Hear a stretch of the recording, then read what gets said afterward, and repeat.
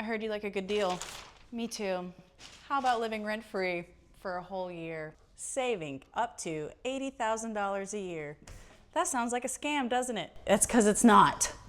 Now, stay focused. Don't lose it.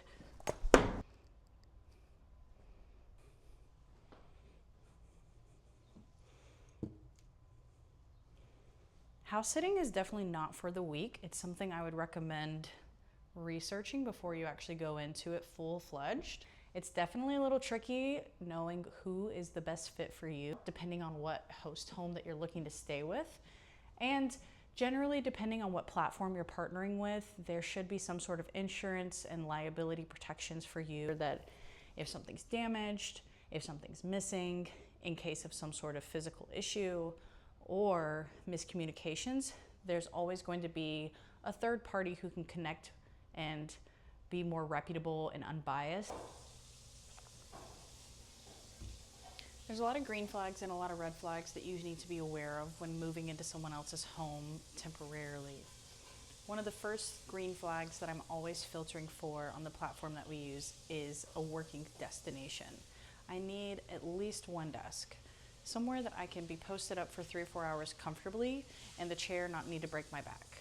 Wi-Fi is a must-have and something that I am non-negotiable about. When it comes to the secondary green flags, I would say a good kitchen, 2 beds would be preferable for us just because we are very different sleepers and our sleep schedules can often disrupt each other. But if the timing and the other things align better, I would still consider a house with just 1 bed. And then the last green flag that I would look for is to make sure that they are good at communicating and are willing to do a video call before the meetup.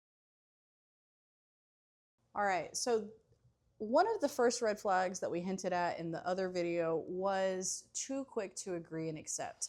This has actually bit me in the butt a couple of times now, and I've really had to learn through just trial and error. If someone blindly accepts you, that should be a concern for your safety and their safety, because you genuinely want to meet someone and make sure that they're not scamming you, that they are who they say they are, and also that their home is just clean and welcoming. A second red flag would definitely be pet behavior. If there is a pet that you are not comfortable with, horses, sheep, lizards, rabbits, you name it, they're on this platform.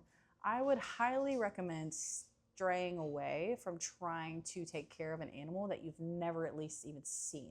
Aren't familiar with their temperament or what they're looking for as far as their needs and daily activities, stimulations, and feeding routines, you're honestly only setting yourself up for the potential of a bad review. That leads me into my third red flag: mediocre or 0 reviews.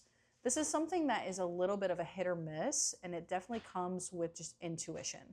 But if there is a homeowner who is brand new on the platform and they have 0 feedback from another person who has stayed at their home, that's something that you ideally want to have a longer interview process, just again to scope out safety and precautionaries. They understand that pet sitting is quite expensive. And so whenever they first hear about trusted house sitters, they think this is going to be a great opportunity for them to go onto their 2-week vacation with their family on their Disney vacation.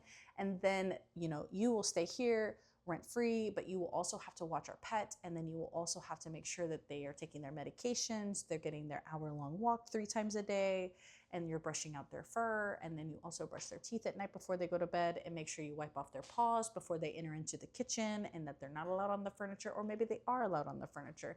There's a lot of different things that people come on to Trusted House Sitters just not knowing what is considered disrespectful, because they've just never done it before. And so you have to gently teach these newcomers what are the expectations and what are the boundaries.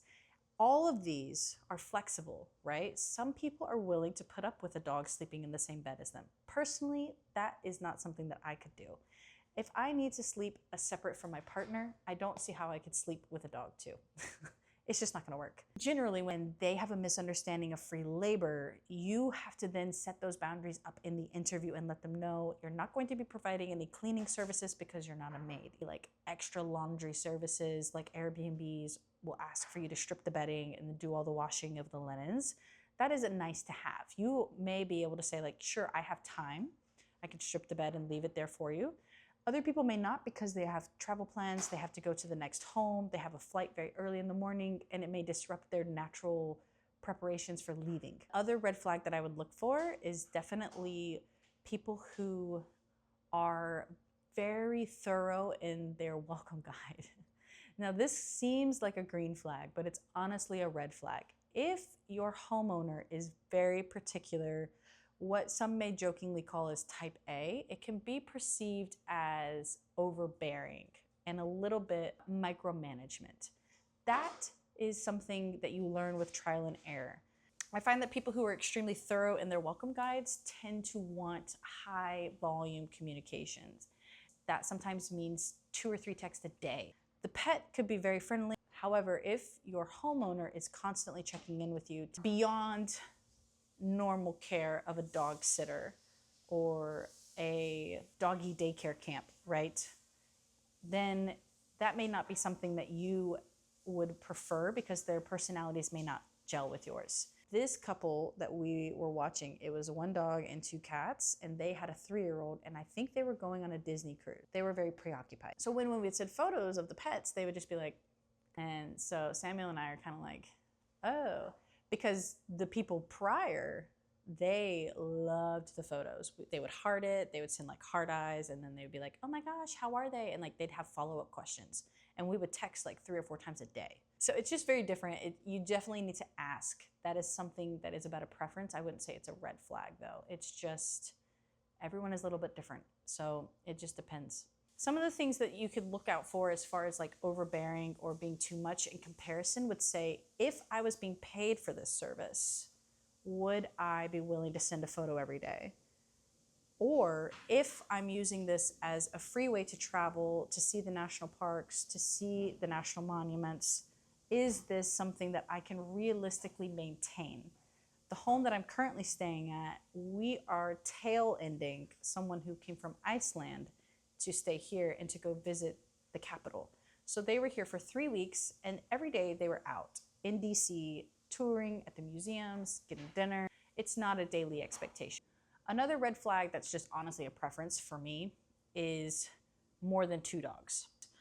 The very first stay that we had, it was 3 basset hounds. They were super sweet, very snuggly, and very needy.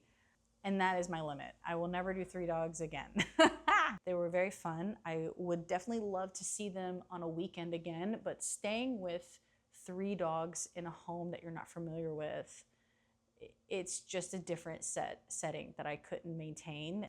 However, I could do like 1 dog, 3 cats, 1 dog, 2 dogs, 3 cats maybe.